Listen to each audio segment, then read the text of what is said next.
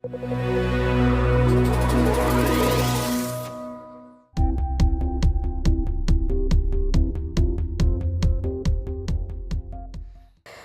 like to welcome my panelists to following in order. We've got Steve Lank, Executive Vice President, Service Trading and Operations, LPL Financial, Helen Heimann, Director of Regulatory Change Management, Wells Fargo Advisors, and Greg Blockhus, Vice President, Ameriprise Financial. So why don't we just start off with, maybe Steve, you could talk a little bit about what makes DOL so different? So I think unlike other rules that come out from our SROs, the DOL rule is interpreted very differently by each firm. I think that's been really the biggest challenge, which we've seen from the announcements that have come out from a number of other firms in the audience and in the industry. And so unlike, again, other rules or regulations that we can align on and become very surgical in how we support them, whether that be margin or trading or certain types of products, here we have to evaluate the policies, the procedures, the types of revenue, the contracts, along with all the system updates and edits that have to go along with it. So as much as we all work together and partner with sort of understanding what the rules are, how we make sure that we're going to follow them or support them or not support them has really been probably the most challenging sort of component of this particular rule. And also just the span, the breadth of where it hits across all of our firms in the industry. Helen?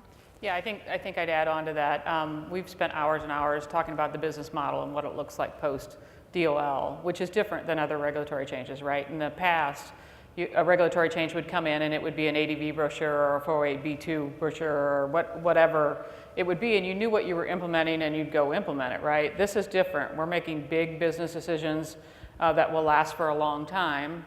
And bringing in people, quite honestly, that have not been brought into regulatory changes in the past. We've had groups of hundreds of people talking for many, many hours about what we think the future looks like and what we want the future to look like. So this is just game changing and very different from prior regulations. Greg? And in my perspective, everybody is using this as a moment where they are reevaluating how they want to get to the client for their own advisor base. And so everybody's keeping things very close to the vest, and they aren't sharing broadly. And I think this is where what Steve was mentioning was that we are all using it as a linchpin to our own survival, and we're using it as strategic directives, and everything is very secret and private.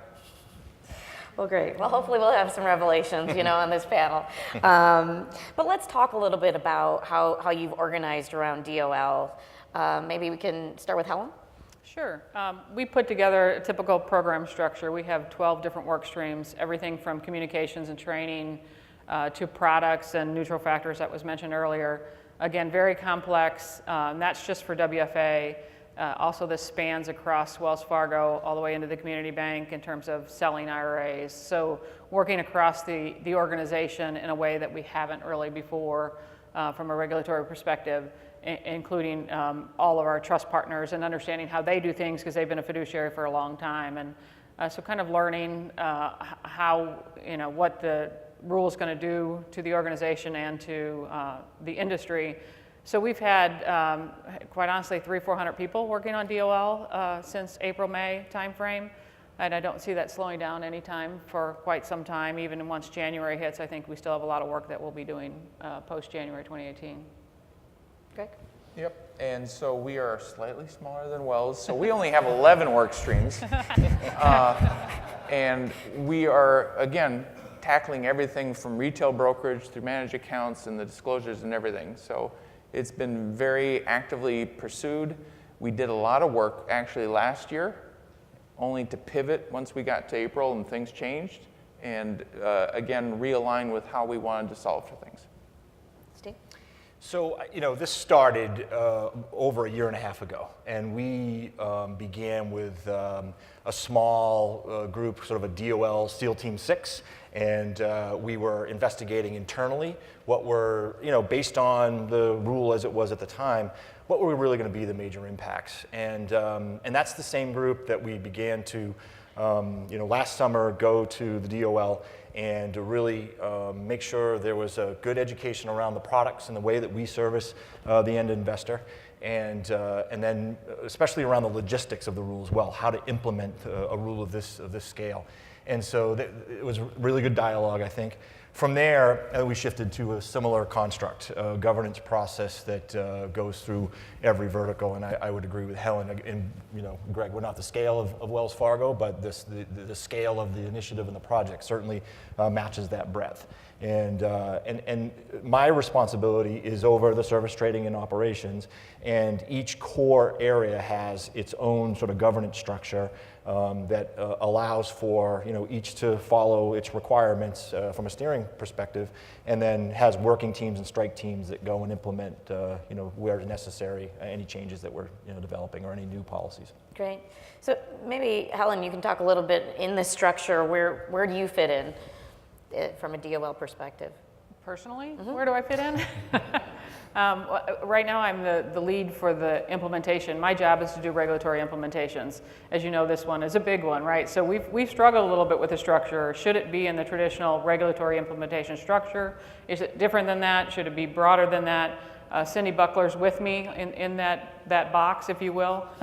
But there are many, many others playing a very key role in the organization. We're actually set up a structure similar to what we did for mergers, which was new, obviously, for this regulatory change, because we felt like it was broad enough and big enough that we needed that structure in place. So while I sit in the box leading the program, there are hundreds of people helping to figure this one out, including folks at our senior executive level. Our CEO is very engaged, as well as our other executives. So a lot of help. I think that's an excellent point. We treated it similarly like M&A activity. In fact, Dan Arnold, our president, is the co-steer lead with Michelle Roshakoff, who's our chief risk officer. So you can see that there's a great high level of participation from leadership, as well as it does sort of match that. Greg, is this from your perspective? And from my perspective, again, I'm leading Project One, and that is around the disclosures, it's around the website disclosures, it's around putting together the actual BIC PTE contracts. We are a little bit unique because we're also using the Pension Protection Act, and so we put that together as well. And being on the front of that, therefore I'm attached to all the rest. And I keep getting scope, even as late as last week, on what we're going to cover based on decisions that other teams are making. Yeah, it's helpful. So, DOL is huge, and there are many moving parts, but I think it would be helpful, given your different perspectives on DOL, if each of you could just, focus on some select elements. So maybe we could start with Helen. Sure. I'll spend a little bit on the BIC. We've heard lots of things about some firms are using the BIC, some firms aren't using the BIC. We will be using the BIC, and we will still be offering brokerage for our full service clients in retirement, which is different than others have announced. So a lot of work, and your comment about things keep changing, that's happening at our place too.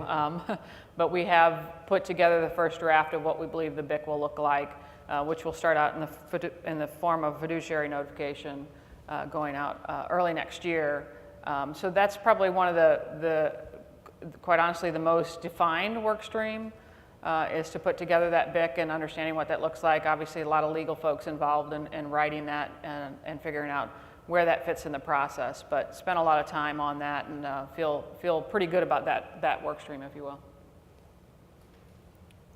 Greg? Yep. So, like Helen said, we are also using the BIC. We anticipate offering both advised accounts as well as retail brokerage. And we are happy to say that that's going to be a differentiator for us because we don't believe any one solution fits all clients. And so we'll be doing that. We'll work in the Principal Transaction Exemption as well as the Principal Preservation Act to get in there. And we will also have conflict free. So we're using the full gamut of options available to us. Steve? So a couple of areas that we've really focused on right out of the gate were training and communication to our advisors around this topic, which we think is going to be critical.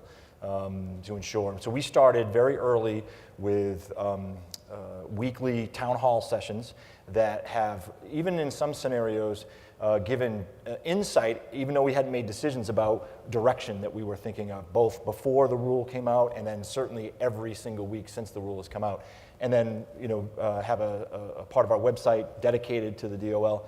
And then we just recently launched sort of a DOL in a box, which is an education and marketing tool that our advisors can use, both to make sure their offices, they are in understanding of the rule, as well as the opportunities that this type of disruption allows for them to get in front of their clients and support them, not only with this change, but an opportunity to gather more assets potentially. So we've had over 5,000 advisors already take advantage of that, and we've gotten a lot of great questions, and it's helped us ensure that we're looking at the right elements of this, because ultimately, I think everybody in the room here is impacted, but they are really impacted. The wealth managers, the great small businesses, are going to be the ones who feel the ultimate impact of that.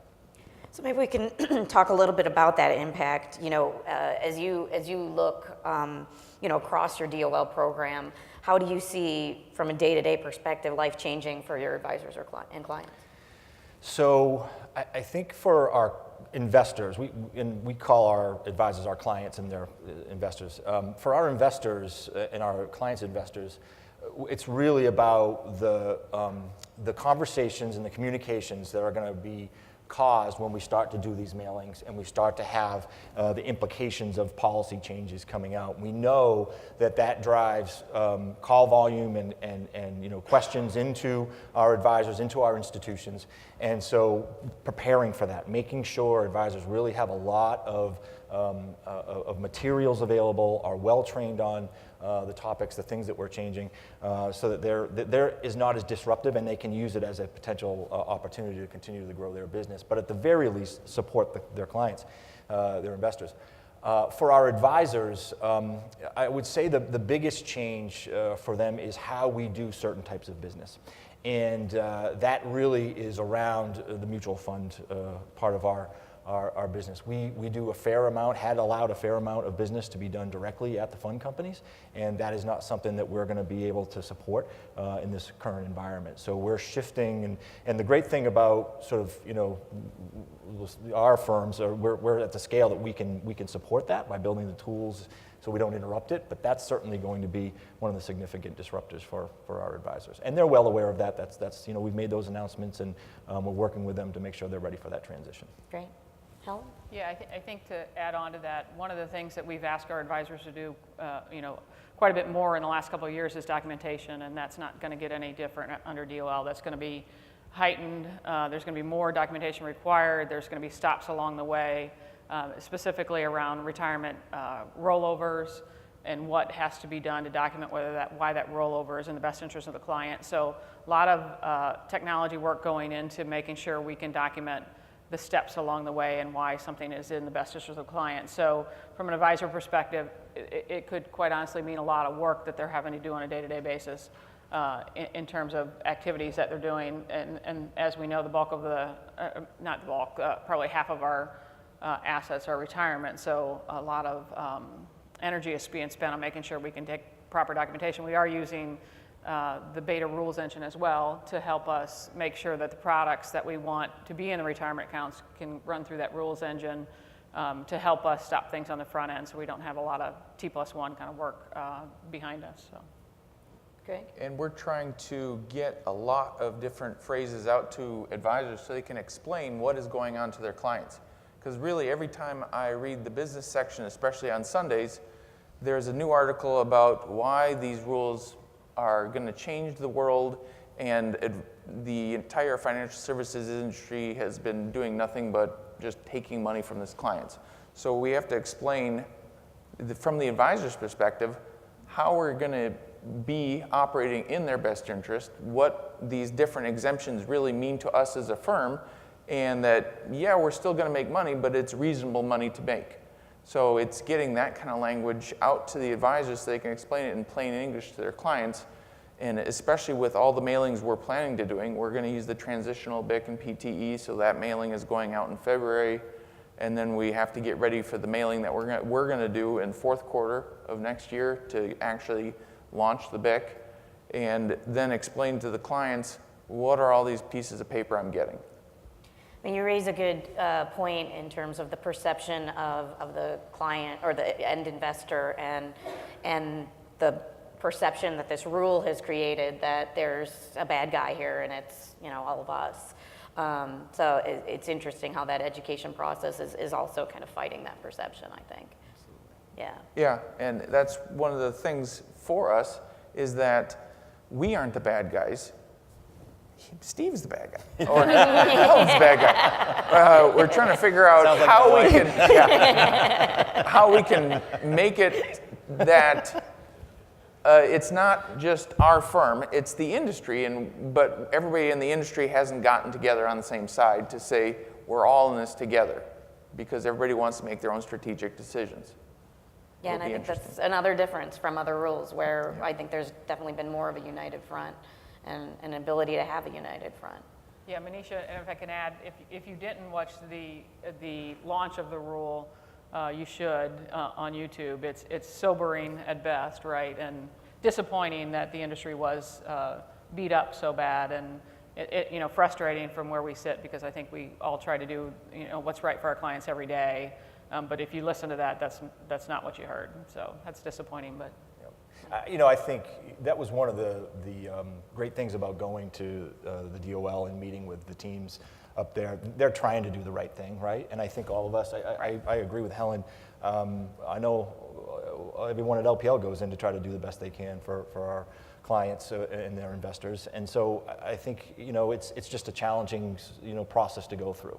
And we are getting a little bit beat up, but I think ultimately, it'll be a pretty good outcome for all of us. Yeah, I mean, that is a funny thing. I mean, when you do go talk to the regulators, they're not trying, they really truly believe in their hearts that what they're doing is right.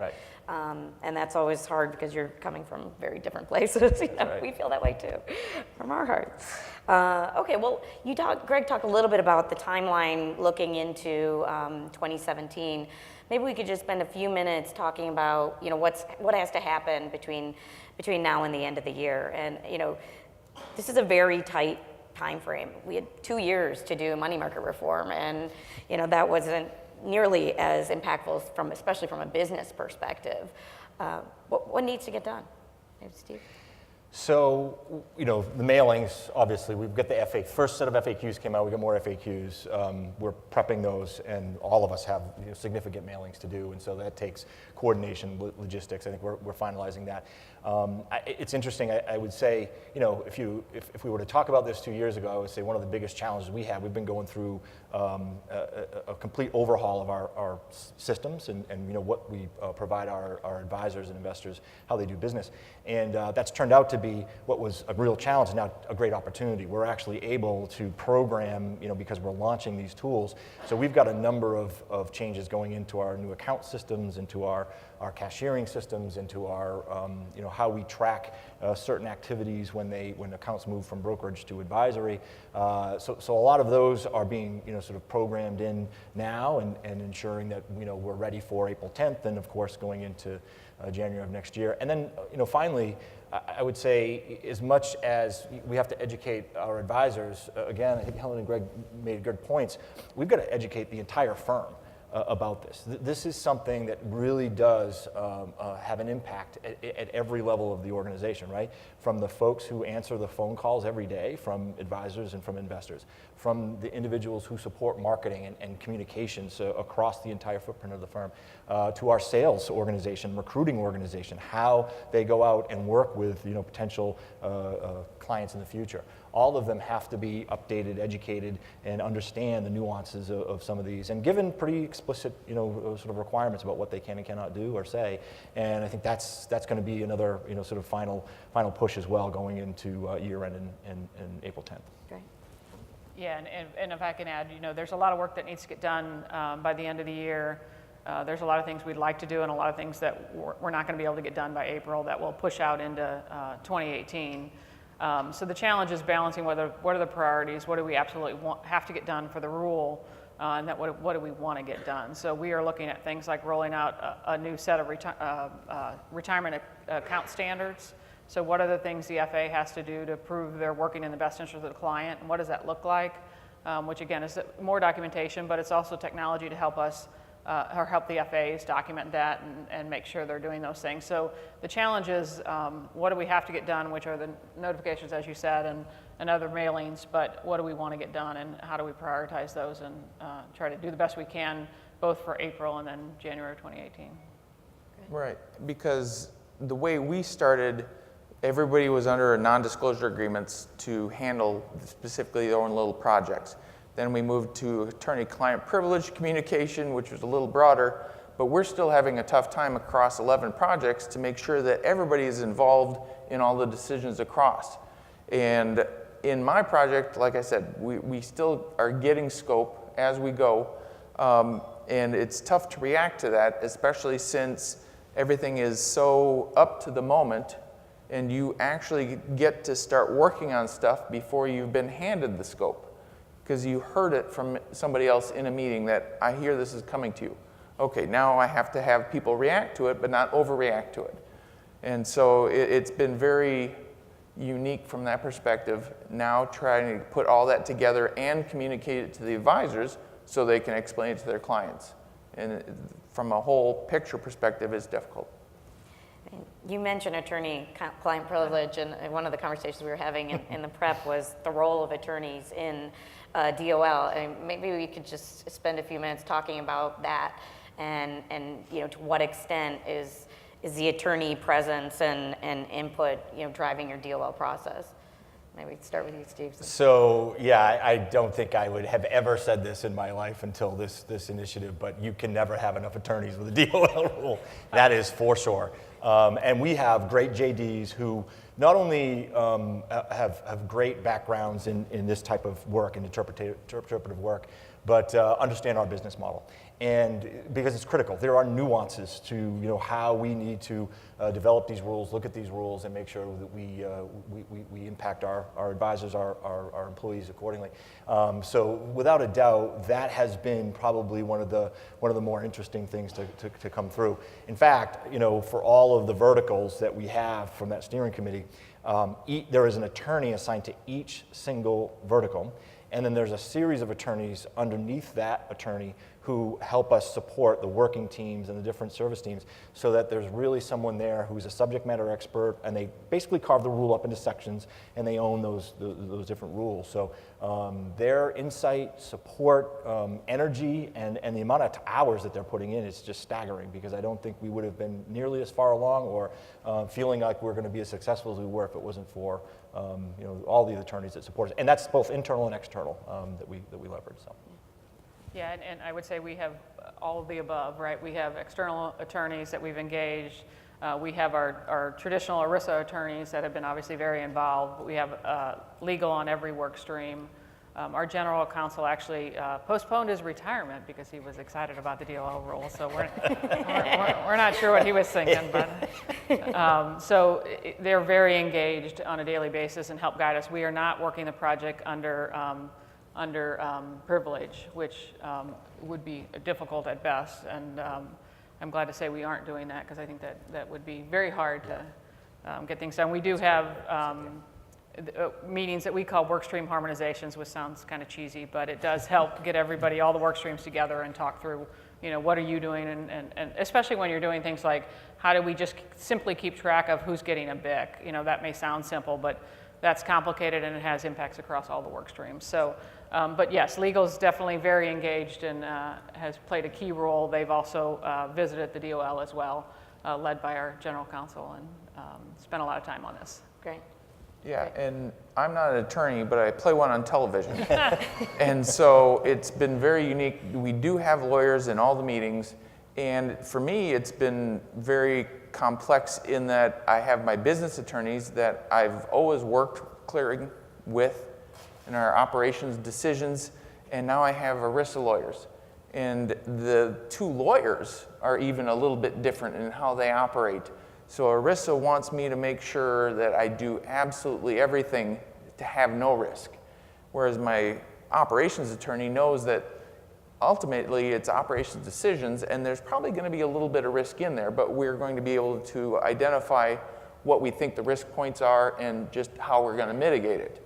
So it's trying to blend the two, that's even the two legal camps, to get decisions made for the firm, and then you can take action on them. And that's been one of the tough points for us. That's great. So, when we put this panel together, we almost thought we would have to bring half the, audience on stage, since many of you are very active in DOL. So we wanted to leave, plenty of time for questions and comments in terms of, folks' willingness to share how they've organized for DOL and where they see some of the pain points. So from the audience perspective, any questions or comments that you'd like to share?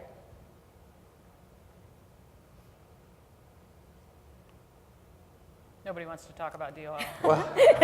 We don't blame them. I learned a new rule last night that every time you mention DOL, you got to take a drink. Yeah, right. So We I made can sure understand that your there was- reluctance to say anything. Yes, we made sure they just have water today, given the topic. Yep. Wait, there's a microphone. Thank you. I'm wondering, I feel like so many firms are trying to mitigate their risk, obviously, and concerned about the advisor. And I'm wondering how many people are thinking about the client, and are they thinking that products may be offered as unsolicited so clients can still participate in them, or are they really leaning towards eliminating products altogether? I would say both, sort of all of the above, right? We still will allow unsolicited trades. We will have some products like alternatives that will not be on the platform.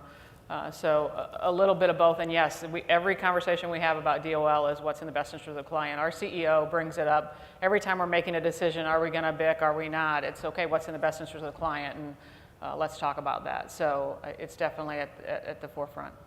Yeah, I would say the same thing. We had gotten together beforehand, and obviously the similar rules took place in the UK. It is going to shrink the offering. It's not going to be dramatic, but it's going to be, there's certainly going to be some pain points there. And I think similarly, we really try to ensure that everything we're doing is to the best interest of the investor, and making sure that the policies, the procedures, the systems, the training includes that dialogue. And harmonization is a great word, because that's what you have to do. You have to sort of think through all of those aspects, because you can get wrapped up in sort of this is going to be problematic. Well, we've got to figure it out. So.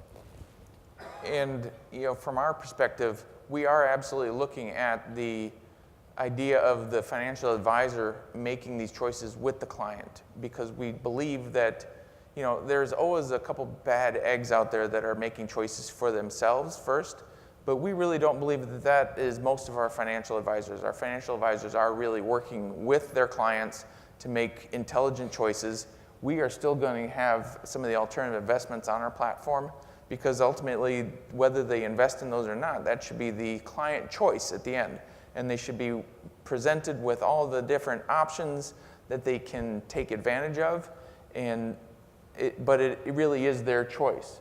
We have our conflict-free is the only one that is they have to participate in the fiduciary standard, because it is discretionary account. But all the others are non-discretionary accounts, so the client doesn't maybe lead the discussion, but they absolutely participate in the discussion. And I think that's something that the DOL really forgets, that it's not that the clients are being put in these things. They're choosing to go into these things, and there's some valid reasons why they're in the investments that they're in. There's other valid reasons why maybe those weren't the best ideas for them. But I hope that this doesn't play a whole 20/20 hindsight kind of game, and it's absolutely going to play that with the lawyers. But I tried to make one rule in DOL that says you can only invest in investments that go up. If we could only do that, then we'd all be okay. Let me know how that works. Yeah, I'm working on it. Another question? Just two quick questions here. First one should be pretty easy. have you guys assigned, as I've read the law, you've got to have a person responsible. Have you assigned a BIC officer? And then the second question is, do you have any current 316 or 338 business, and how are you guys handling that? I'll take the big one. So we are looking at the conflicts officer and trying to decide whether that's a person or a committee, and is it at each business level. So as Wells Fargo advisors we have a conflicts officer today. So do we roll it into that? What does it look like? So we are actually talking. SIFMA is helping lead some of this, as well as outside counsel. What does that look like? I believe we'll end up with some sort of committee structure that will go across Wells Fargo that will roll up into our risk organization. But that's what we're talking about. We do not have it assigned yet. We don't have one assigned yet either. And ultimately, it's going to be who's the last person in the meeting and didn't show up, and they got voted in. So we'll see. Similarly, it will be a person who will lead that role for LPL. They will straddle between our governance, risk, and compliance areas and operational areas where a lot of that data lies, and we'll have a structure behind them to ensure that we're doing all of the things we need to do. But there will be one person who's titled that way. Yeah. Does anybody have a comment on the second question? What was the second one again? Sorry. I don't know what that is, so I'm going to say we don't have it. And I'm uncertain about that business as well. Any other question? Oh, we've got another one. With respect to your big brokerage solution, can you share perspective on how you're tackling ETFs and fund share classes in terms of whether or not you're restricting them? And so I'll start, because we are absolutely looking at share classes, and we're very interested in the new share class that's being talked about in the industry, but it's going to see how quickly it comes to fruition. We're still making those decisions along the way. So it would have been really nice to say in April, from ELT, this is how we are going to structure our company, and that isn't the way it's working. It's still working its way out. So. For mutual funds, we've made some announcements already to our field about restricting some share class. We have a mutual fund only account that we're developing that will leverage what Greg just mentioned about the share class, and we have the hope to have that ready going into April 10th. No comment on ETF at this juncture. Yeah, and we've been working with the fund companies and are fairly confident that we will have a retirement share class by April. If we do not, we will not offer mutual funds and retirement accounts, so we are hoping that will get resolved. We do have commitments from a number of the fund companies, and I don't have anything on ETFs either. Is that a question over here? Are you providing any technology to your advisors that kind of helps them kind of narrow down what they can provide to their clients? Or is it more of a communication, kind of human transformation type task? No, I'll start. Absolutely, yes. So the rules engine is probably the biggest piece in terms of limiting the product set, so that it's not up to the advisor to know what product sets are allowed in retirement versus non-retirement. So we will have a front-end control that will be rolled out and communicated out. And there are pieces and parts of that we're going to have to do manually for April. That we will work with the advisors to make sure they understand that and do some, T+1 review as well. So a little bit of all of the above for April, and hopefully we'll get more automation in place by January. I think, as I mentioned earlier, we're going through a reboot of our platform, and that's enabled us to put workflow in for certain requirements, checklists around new account opening, rollover activities, journal activities. We've also automated recently the process to shift brokerage to advisory to ensure we're capturing the right information, any source of funds activity, to enable that the documentation, the appropriate documentation is presented to the investor, and the advisor has that support. It sort of simplifies the process to a degree, but then ensures we're given the credit back if there was any revenue generated off that account in the last few years. So those are some of the things that we're doing to enable a little bit less pain in the process. Ditto. Any other questions? I have one final question. We have a minute and 43 seconds left, so you get very short time to answer. Any lessons learned from the process so far? You know, all of us are dealing with DOL. So I think, it's just the realization that a product that was meant to be a simplified way for the average investor to get into the marketplace, mutual funds, turned out to be so complex to try to maneuver around. It is absolutely between share classes and the way we get revenue from different sources and how we distribute that revenue and how we leverage certain accounts, and that's been amazing. So it really is sort of the iceberg effect, right? The little bit and the below has been pretty tough. So yeah, we've got it figured out, but boy, that has been a learning, that's for sure. Learned a lot more about mutual funds than I ever expected. Yeah, and I don't know if it's a lessons learned, but we have spent hours and hours on product discussions, and if we could figure out a way to have sped that up, we would have. But I mean, it's been very challenging to try to land on what's the product mix and what's the comp associated with it. And it has taken both internal resources, external resources, and probably much more than we thought originally when the rule came out. So we might have underestimated that a little bit, but we've definitely made up for it. Yeah, and one of our lessons learned is just how are we working amongst all the different projects, because we haven't had anything of this size before. Even when reserve funds had its issue, that was a more consolidated group of people working on it than this is, because this expands the entire company, and it's been very difficult, and it really is opening people's eyes how we need to make sure that we have those touch points. That's great. Well, I'd like to thank our panelists. Please join me. Thank you.